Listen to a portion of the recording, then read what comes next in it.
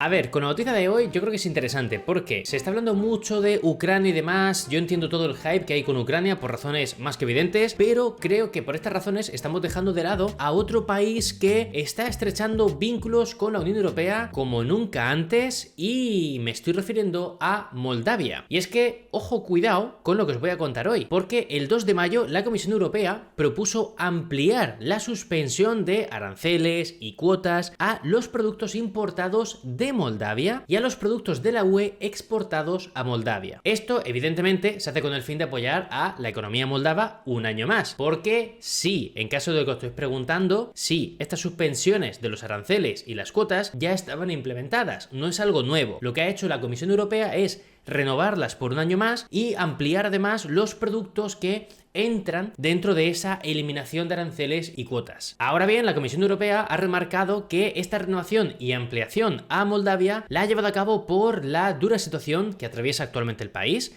que está sufriendo las consecuencias de la invasión de Ucrania. Y os preguntaréis, ¿y cuáles consecuencias son esas? Porque directamente Moldavia no está afectada por el conflicto, pero sí indirectamente. Por tanto, esas consecuencias que menciona la Comisión Europea, o más bien a las que hace referencia la Comisión Europea, tienen que ver sobre todo con el tema energético, por ejemplo, pero también con la exportación de productos. Y es que antes de la invasión, las exportaciones moldavas dependían mucho de Ucrania. ¿Por qué? Pues porque el tránsito de los productos se hacía a través de ese país y de la infraestructura ucraniana. Pero desde que comenzó la invasión rusa, pues la cosa está muchísimo más complicada, o directamente es inviable seguir transportando productos por esas infraestructuras ucranianas porque directamente o están destruidas o están un poco dañadas o simplemente están invadidas por tropas rusas y por ahí pues no se puede cruzar o no es la mejor vía, digamos. Entonces, con esta situación, la Comisión Europea ha propuesto quitarle los aranceles a los productos moldavos como los tomates, el ajo, uvas, manzanas, cerezas o ciruelas, por ejemplo. Pero, cuidado, porque esta propuesta tiene todavía que ser considerada por el Parlamento Europeo y el Consejo para aprobarse, y entonces sí entraría en vigor, pero ya os digo que lo más probable es que así suceda. Entonces, esta noticia, sea cuando sea que la veáis, seguramente, digo en YouTube, porque en Twitch aquí estamos en directo comentándolo, por eso tenéis que venir a verme en directo en Twitch, pero sea cuando sea que veáis esto en YouTube, os estará camino de aprobarse esto, o ya se habrá aprobado, o todavía quedará, pero sabremos que se va a aprobar. Pero cuidado, porque no todo el tema de Moldavia queda aquí, y es que a principios de mayo también se propuso desde la Unión Europea que Moldavia tuviera acceso a fondos europeos para grandes infraestructuras, y esto facilitará que se confirme la construcción de un puente entre Moldavia y Rumanía. Cuidado a esto,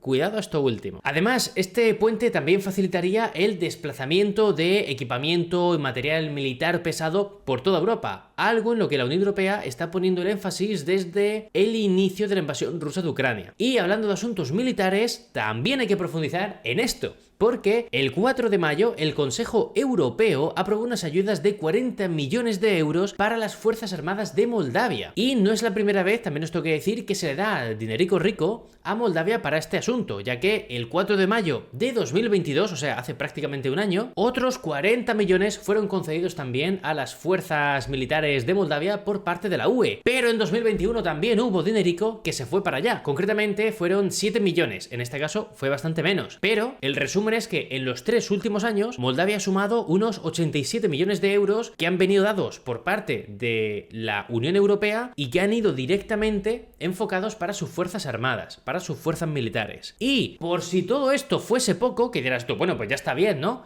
Pues ojo, recordad que Moldavia, que dependía casi al 100% de la energía de Rusia, pues en 2022 dio el cambiazo y conectó a la red eléctrica europea, al igual que hizo Ucrania por primera vez. Pero la cosa es que Moldavia, desde entonces, comenzó a importar gas de Rumanía y a construir un gasoducto en esa dirección. Por tanto, como os decía, si traigo esta noticia es porque si hablamos de que hay un país europeo que está haciendo grandes avances para entrar a la Unión Europea y que está estrechando fuertes vínculos con la UE, claramente tenemos que hablar de Moldavia, por mucho que haya otros países que están saliendo en los titulares por razones más que evidentes. Esto, también os digo, no quiere decir que le queden 2 telediarios a Moldavia y entonces entrará en la Unión Europea. No le queda 1 año o 2 años, podría tardar muchísimo más, pero seguramente tarde mucho menos que Ucrania. Aunque ya sabéis que el gran problema de Moldavia realmente es que tiene esa región dentro de su país que actúa de facto como un país diferente, que es Transnistria, del cual hemos hablado en mi canal principal, así que podéis ir ahí para ver más información sobre este asunto. Pero bueno, Rusia tiene bastante influencia en la zona, de hecho todavía tiene estacionadas ahí tropas militares desde 1992, creo que era, si no recuerdo mal, y en todo caso, ese sería el gran obstáculo de Moldavia en caso de que quisiera entrar de verdad a la Unión Europea. Me refiero a que esté en los últimos pasos de las negociaciones para ya dar el pasito final. Pase lo que pase respecto a Moldavia y la Unión Europea, lo cubriré por aquí, así que suscríbete al canal, déjate un rico like y vente a Twitch a verme en directo.